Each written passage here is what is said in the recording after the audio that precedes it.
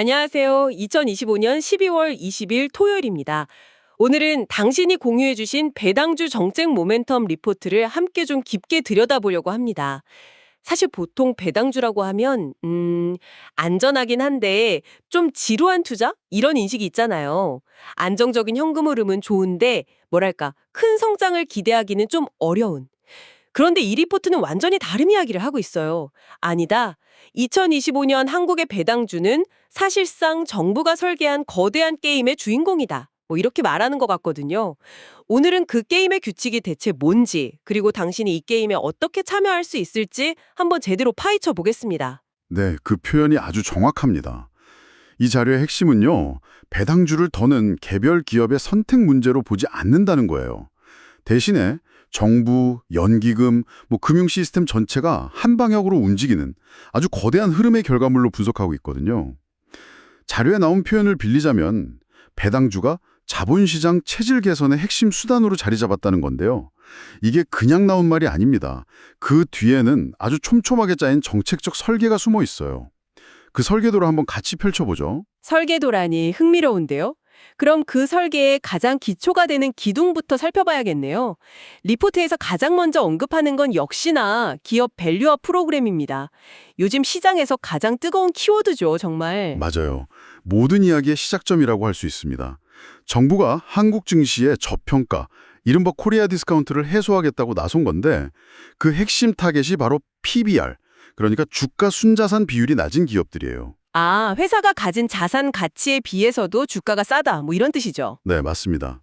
주로 이제 현금을 많이 쌓아둔 금융, 통신, 자동차 같은 업종들이 해당되고요. 주가 좀 올리세요 한다고 실제로 오르는 건 아니잖아요. 바로 거기서 이 리포트가 아주 날카롭게 짚어낸 단어가 있습니다. 바로 압박이라는 단어예요. 압박이요? 네. 이건 단순한 권고나 캠페인이 아니라는 거죠. 잠깐만요. 압박이라니? 굉장히 강한 표현인데요. 이게 정말 기업들이 피부로 느낄 만한 실효성이 있는 건가요? 좋은 질문이에요. 초기에는 그런 의구심이 많았죠. 하지만 지금은 좀 다릅니다. 예를 들어서 기업 가치 개선 계획을 제대로 공시하지 않는 기업들은 거래소의 감시 리스트에 오를 수도 있고요. 기관 투자자들의 투자 대상에서 제외될 수도 있다는 시그널이 계속 나오고 있거든요. 아, 연기금 같은 큰 손들이 움직인다는 거군요. 바로 그겁니다. 특히 연기금이 우리는 밸류업의 소극적인 기업에는 투자하기 어렵다, 이런 입장을 명확히 하고 있어요. 이건 기업 입장에선, 아니 기업 경영진 입장에선 엄청난 압박이죠. 대규모 투자금이 빠져나갈 수 있다는 뜻이니까요. 그래서 현금을 쌓아두고도 배당이나 자사주 소각에 인색했던 기업들이 마지못해 지갑을 열기 시작한 거예요. 리포트가 예시로 든 플러스 고배당주 161510 같은 ETF는 바로 이런 압박의 최대 수혜를 받는 종목들을 집중적으로 담고 있어서 1순위 수혜 자산으로 꼽히는 거고요. 알겠습니다. 정부가 기업들에게 주주들에게 돈을 돌려주라라고 채찍을 드는 그림이네요. 그렇다면 채찍만 있는 건 아닐 텐데요. 투자자들이 이 흐름에 동참하도록 만드는 당근도 있어야 하지 않을까요? 물론이죠. 그 당근 중 하나가 바로 두 번째 동력, 금융지주 배당 규제 완화입니다. 이게 조금 전문적으로 들릴 수는 있는데 사실은 아주 중요한 변화거든요. 은행 배당을 자율에 맡은가 이거 흥미롭네요. 근데 금융위기 때를 생각하면 은행이 배당을 너무 많이 해서 자본이 부실해지는 걸 막아야 하는 거 아닌가요? 이 스트레스 테스트라는 게 그만큼 효과가 있는 건가요? 바로 그 점 때문에 과거에는 금융당국이 사실상 배당의 상한선을 정해주는 일종의 가이드라인을 운영했어요. 올해는 이 정도만 배당하세요 하고 숙제를 내주는 식이었죠. 하지만 지금은 그 족쇄가 풀린 겁니다. 각 금융사가 자체적으로 아주 혹독한 위기 상황을 가정한 건전성 평가, 즉 스트레스 테스트만 통과하면 배당 규모를 자율적으로 결정할 수 있게 됐어요. 리포트는 이 변화를 배당은 이제 허락받는 숙제가 아니라 자본 효율성을 증명하는 시험이다, 이렇게 표현하는데 아주 적절한 비유라고 봐요. 이 시험을 통과했다는 것 자체가 우리는 배당을 많이 해도 끄떡없을 만큼 튼튼하다, 이걸 증명하는 셈이죠. 아, 그렇군요. 그러니까 이제는 기업이 스스로 실력을 증명하고 그 결과로 배당을 하는 거군요. 통제에서 자율로, 그리고 책임으로 무게중심이 옮겨간 거네요. 정확합니다. 실제로 KB, 신한, 하나, 우리 같은 주요 금융지주들이나 삼성화재, DB손보 같은 대형 보험사들이 이 변화 이후에 꾸준히 배당 성향을 높이고 있어요. 예측 가능하게 배당을 늘리니까 투자자들 입장에서는 아주 매력적인 투자처가 되는 거죠. 이런 안정적인 배당주들이 많이 편입된 ETF의 전체적인 배당 안정성도 구조적으로 강해지는 효과가 나타나고요. 좋습니다. 정부가 밸류업이라는 채찍으로 판을 깔아주고 금융사들은 규제 완화라는 무대 위에서 자유롭게 춤을 출 수 있게 됐군요. 그런데 이 파티에 돈을 들고 올 가장 큰 손님, 바로 연기금의 생각은 어떤지 궁금해지네요. 핵심을 짚으셨어요. 세 번째 동력이 바로 시장의 고래라고 불리는 연기금의 움직임입니다. 우리 사회가 초고령 사회로 빠르게 진입하면서 국민연금 같은 연기금은 그 어느 때보다 안정적이 현금 흐름이 절실해졌어요. 매달 지급해야 할 연금액은 계속 불어나는데 이걸 감당하려면 어딘가에서 꾸준히 돈이 들어와야 하잖아요. 성장주에 투자해서 자산을 크게 불리는 것만으로는 부족하다 이런 건가요? 부족하다기보다는 변동성이 너무 큰 자산에만 의존하기에는 리스크가 너무 커진 거죠. 그래서 연기금의 투자 가이드라인 자체가 중위험, 중수익 자산을 더 많이 담는 쪽으로 바뀌고 있어요. 자연스럽게 그들의 거대한 자금 일부가 꾸준한 배당을 주는 고배당 ETF나 대형 금융주, 통신주 같은 자산으로 이동하고 있는 거고요. 아, 여기서 리포트가 놓치지 말라고 강조하는 포인트가 하나 있어요. 연기금은 단기 매매를 하지 않는다는 점입니다. 한 번 들어온 돈은 쉽게 빠져나가지 않는다는 뜻이군요. 맞아요. 연기금은 한 번 투자 방향을 정하면 분기 혹은 연 단위로 길게 보고 투자해요.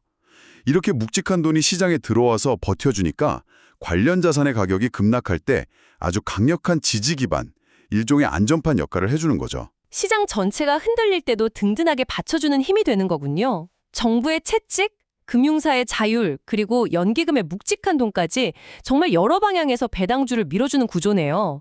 그럼 마지막으로 개인 투자자들을 위한 직접적인 혜택도 있겠죠?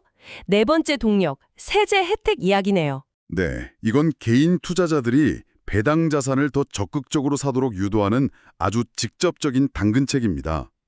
당신도 잘 아시는 ISA, 개인 종합자산 관리 계좌나 연금저축, IRP 같은 계좌는 세금 혜택이 정말 크잖아요.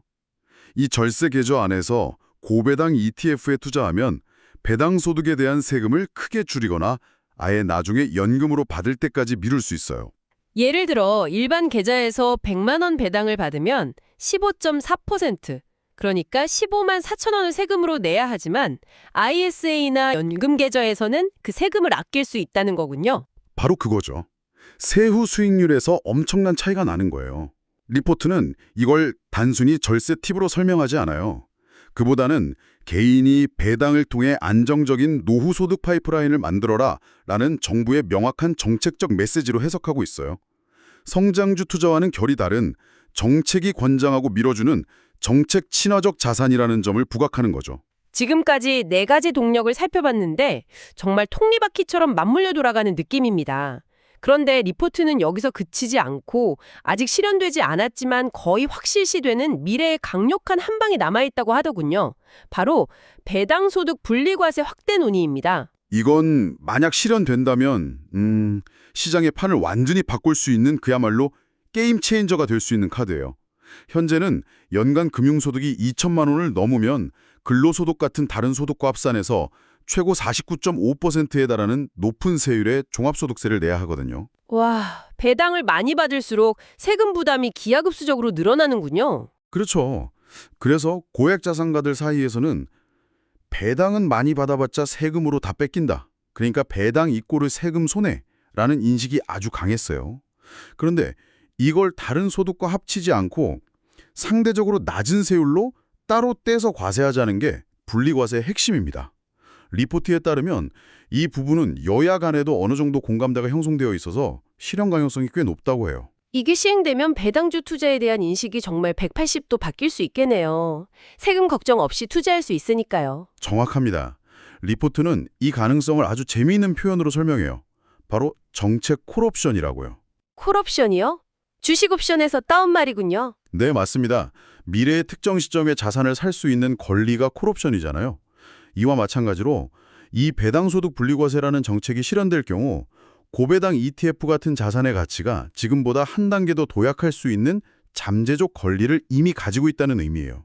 아직 실현되진 않았지만 그 강력한 기대감 자체가 현재 자산 가치에 긍정적인 힘을 더해주고 있다는 거죠. 와, 4개의 튼튼한 기둥 위에 콜옵션이라는 미래의 지분까지 얹어지는 그림이네요. 정말 다각도로 배당주를 밀어주는 구조가 명확하게 이해됩니다. 리포트의 한 코너 제목이 인상적인데요. GI 정책 기반 천재적 통찰. 여기서 이 모든 이야기를 관통하는 핵심 결론을 제시하더라고요. 지금 배당주는 수익 상품이 아니라 정부가 원하는 자본시장 모델의 답안지다. 이건 어떤 의미로 받아들여야 할까요? 이 문장이 바로 이 리포트의 정수라고 할 수 있습니다. 정책을 만드는 입안자의 관점에서 한번 생각해 보세요. 기업의 성장이라는 건 굉장히 불확실하고 정부가 직접 통제하기 어려운 영역이에요. 특정 산업을 지원할 수는 있지만 그 기업이 반드시 성공한다는 보장은 없죠. 하지만 배당은 다릅니다. 기업 밸류업 프로그램처럼 정책을 통해 기업들에게 배당을 늘리라고 압박하거나 세제 혜택을 통해 개인들이 배당주에 투자하도록 유도하는 식으로 관리하고 방향을 이끌기가 훨씬 쉽거든요. 그러니까 정부 입장에선 불확실한 성장이라는 변수보다 훨씬 더 통제 가능하고 예측 가능한 변수가 배당이라는 거군요. 바로 그거예요. 한국 주식시장이 오랫동안 저평가되어 있다는 문제의식 속에서 정부가 가장 확실하고 효과적으로 시장의 체질을 바꿀 수 있는 카드로 배당을 선택했다는 통찰인 거죠. 기업들에게 막연히 성장하세요라고 외치는 것보다 가지고 있는 현금으로 주주들에게 배당부터 하세요라고 말하는 게 훨씬 더 구체적이고 즉각적인 효과를 낼 수 있으니까요. 결국 배당주는 그 정책적 목표를 달성하기 위한 가장 모범적인 답안지인 셈이라는 겁니다. 그렇군요. 그래서 이 리포트는 마지막 결론에서 특정 ETF 플러스 고배당주 161510을 그냥 고배당 ETF라고 부르지 않고요. 정부, 연기금, 금융 시스템이 함께 밀어주는 정책 합의 자산이라는 새로운 이름으로 정의하는 거군요. 네, 그게 이 모든 분석의 최종 귀결입니다. 이 자산의 본질은 단순히 배당을 많이 주는 기업들을 기계적으로 모아놓은 상품이 아니라는 거죠. 그보다는 기업 밸류업, 금융 규제 완화, 연기금의 전략 변화, 개인 세제 혜택이라는 한국 자본시장의 거대한 구조적 변화에 가장 잘 부합하도록 설계된 일종의 합의된 자산이라는 시각이에요. 정책 입안자, 시장의 큰손인 연기금, 그리고 개인 투자자 모두가 각자의 이유로 선호할 수밖에 없는 구조를 가지고 있다는 의미입니다. 오늘 배당주 정책 모멘텀 리포트를 함께 파고 들어보니 2025년 한국의 배당주는 정말 단순한 투자처를 넘어 하나의 거대한 정책적 합의의 산물로 변모하고 있다는 시각에 고개가 끄덕여줍니다. 맞아요. 기업 밸류업 프로그램이라는 정부의 채찍과 개인 투자자를 위한 세제 혜택이라는 당근, 그리고 그 사이에서 연기금의 거대한 자금 흐름과 금융 시스템의 변화가 맞물리면서 배당이라는 한 점으로 모든 힘이 모이고 있는 현상을 명확하게 확인할 수 있었어요.